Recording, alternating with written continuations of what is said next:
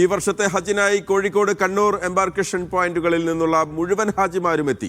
കൊച്ചിയിൽ നിന്നുള്ള ഷോർട്ട് ഹജ്ജ് തീർത്ഥാടകർ മാത്രമാണ് ഇനി എത്താൻ ബാക്കിയുള്ളത്. ഇതോടെ ഭൂരിഭാഗം മലയാളി ഹാജിമാരും ഹജ്ജിനായി മക്കയിലെത്തിക്കഴിഞ്ഞു. ഇന്ന് പുലർച്ചെ 6-നായിരുന്നു കോഴിക്കോട് നിന്നുള്ള അവസാന വിമാനം ജിദ്ദയിലെത്തിയത്.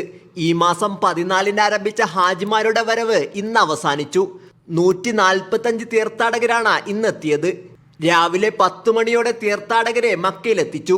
മക്കയിലെ 1602, 1839 തുടങ്ങി വിവിധ കെട്ടിടങ്ങളിലാണ് ഹാജിമാർക്ക് താമസമൊരുക്കിയിരുന്നത്.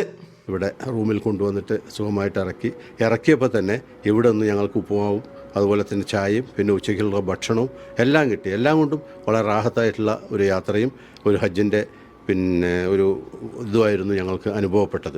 അത് കഴിഞ്ഞ് ഉച്ചയ്ക്ക് ഞങ്ങൾ ഇവിടെ നിന്ന് ളുഹർ നിസ്കരിച്ചതിന് ശേഷം ഭക്ഷണവും കൂടെ കഴിച്ചിട്ടാണ് ഞങ്ങൾ ഹറമിലേക്ക് പോയത്. ഹറമിൽ പോയി ഞങ്ങളുടെ ഉംറയൊക്കെ കഴിഞ്ഞു. കണ്ണൂരിൽ നിന്നുള്ള തീർത്ഥാടകരുടെ വരവ് ഈ മാസം 14-ന് അവസാനിച്ചിരുന്നു. ഇനി കൊച്ചി വഴിയുള്ള ഷോർട്ട് ഹജ്ജിലുള്ള 800ഓളം തീർത്ഥാടകർ മാത്രമാണ് സംസ്ഥാനത്ത് നിന്ന് ബാക്കിയുള്ളത്. ഇതിലെ ആദ്യ സംഘം തീർത്ഥാടകർ അല്പസമയം മുമ്പ് ജിദ്ദയിലെത്തിയിരുന്നു.